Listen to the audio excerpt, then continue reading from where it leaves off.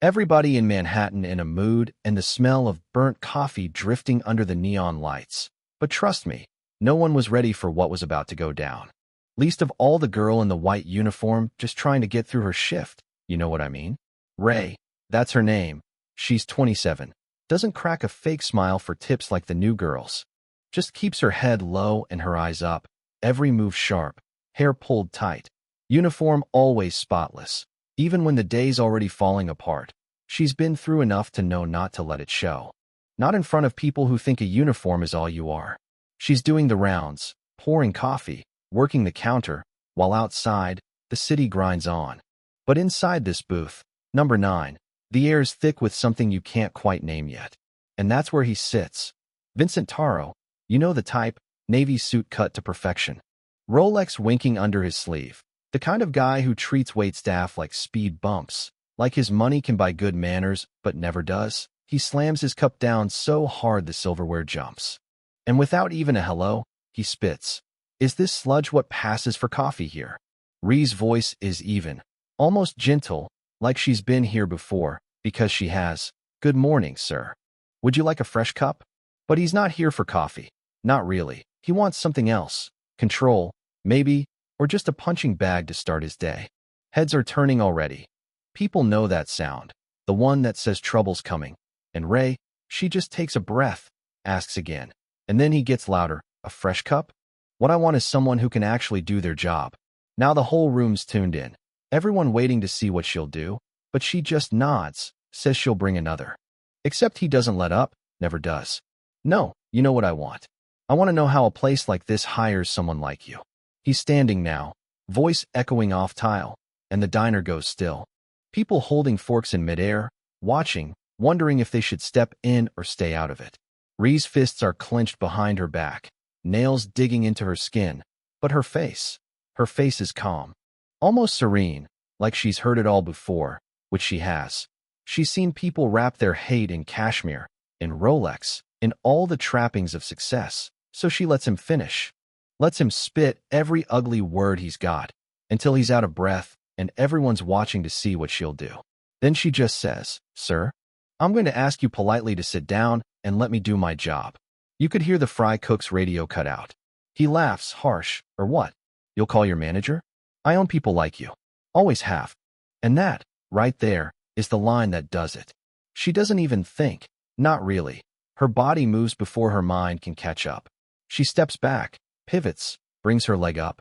Someone yells for security, but nobody moves, because for a split second, everyone's processing what just happened. Was it justice? Was it too much? All they know is, for once, someone pushed back. Ree's breathing hard now, her hands shaking, but her eyes are steady. You don't own anyone, she says, every word landing like a hammer. He's bleeding from his lip, dazed. Looks around for backup, but nobody's on his side. There's just silence. Then, quietly, applause. One person, then another, until half the diner's clapping, and for the first time all day. She lets herself exhale. But nothing's over, not really. Vincent scrambles up, clutching his jaw, pride shattered. You're finished, he roars, voice cracking. Do you know who I am? I'm Vincent Taro. You'll never work again in this city. She looks him dead in the eye. I've worked 3 jobs just to stay afloat. I don't care if I ever serve coffee again. But nobody gets to humiliate me and walk away. And then, here comes the twist nobody saw coming. The door flies open and in walks Vanessa, his executive assistant, tall, polished. All business and ice, but her eyes are worried. Vincent, what happened? She asks. He points at Ray, sputtering. She attacked me. Vanessa checks her phone, face unreadable. Then turns the screen to him. There it is. The whole scene caught on video. A teenager's TikTok already blowing up, 2 million views and climbing. Attacked, she says. Or exposed. Because my phone's full of texts saying you were screaming slurs at a waitress. You can feel the room shift. The whispers turn into a storm. Vanessa steps forward, calm as ever, and says, and the board, who already wants you gone, they'll finish the job. The whole diner is watching, phones up, nobody pretending anymore. Even the cook's at the door now. Vincent mutters, I was provoked. Vanessa shakes her head. No, you were exposed.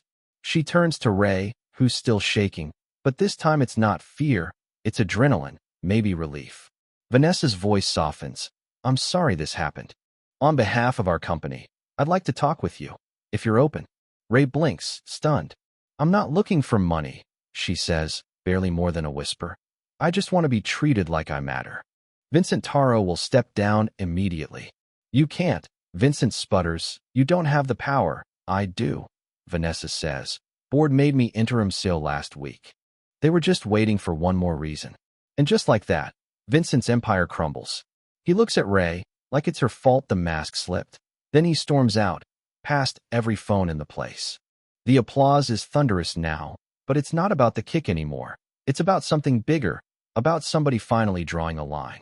Vanessa turns back to Ray, her words quiet but strong. You don't have to work here anymore. You deserve better. I want you on our team, community outreach, real change, because we need people like you. Ree's eyes fill, she stammers. I don't even have a degree, Vanessa smiles. Doesn't matter. You've got integrity. Fast forward. Months later, Ree's in a sunlit office with her name on the door, Director of Community Equity. Sometimes she comes back to the old diner, just to remember, to tell the new waitresses, stand tall. You're worth more than you think. Because the girl who once swallowed insults is now writing the rules. And all it took was one move. 1 second of courage when the world least expected it. Where do you stand when respect gets put to the test? Because stories like this, they're not just stories. They're challenges. And the next move? That's up to all of us. They say when one door closes, another opens. But nobody tells you what to do when you step through that door and the whole world's watching. A few months after that diner morning, my life changed in ways I never imagined. You ever feel like you're living someone else's story, just hoping not to mess it up? That was me, standing by a window on the 18th floor, badge on my chest.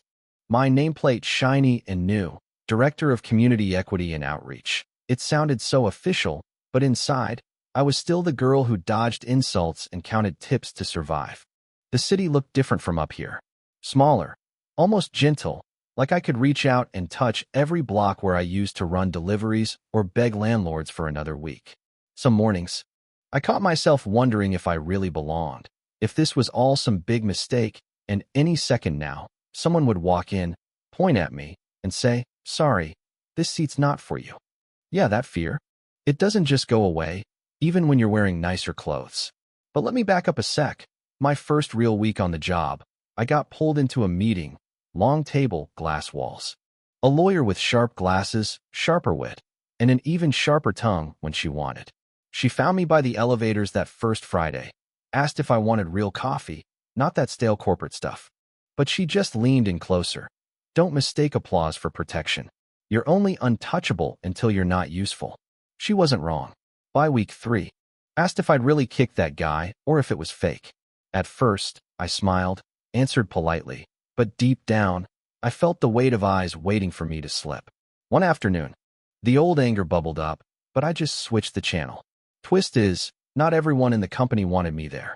I started getting little notes in my office, some anonymous, some not so subtle. We hire fighters now. Let's keep politics out of business.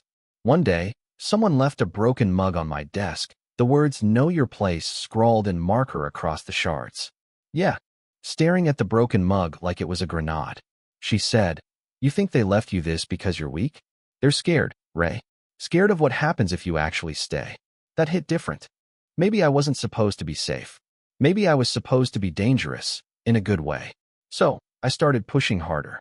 I got out of my office, went down to the ground floor, met with the janitors, cafeteria workers, security guards, the people nobody sees but who keep everything running. Their stories? They sounded just like mine, just like the girls back at the diner. I wrote up a new equity plan, bold, loud, named names, called out gaps, demanded pay audits, real pathways for people to move up. And that's when the real fight started. I didn't run. Instead, I called Ava, and together, we traced the call. It led straight back to a senior VP who'd blocked every diversity effort for years. The company went public with the scandal. I started mentoring interns. For the first time, the ground beneath my feet felt solid. But let me tell you, change is never simple. There were days I wanted to quit, nights I couldn't sleep. Old doubts creeping in. One evening, I went back to the diner, sat at the same booth where it all began. The waitress, new girl, nervous, asked if I needed anything. I looked her in the eyes and said, "Yeah, just a reminder that standing up is always worth it, even if your knees shake." She smiled, shaky but real. So now, here's my question for you all. What would you have done? Share your own battles, because this isn't just my story. It's ours. And tomorrow? Well, tomorrow's another round. If you felt something from this, don't forget to like, subscribe, and tell us. Where do you draw your line when respect and dignity are on the table? The conversation's not over. It's just getting started.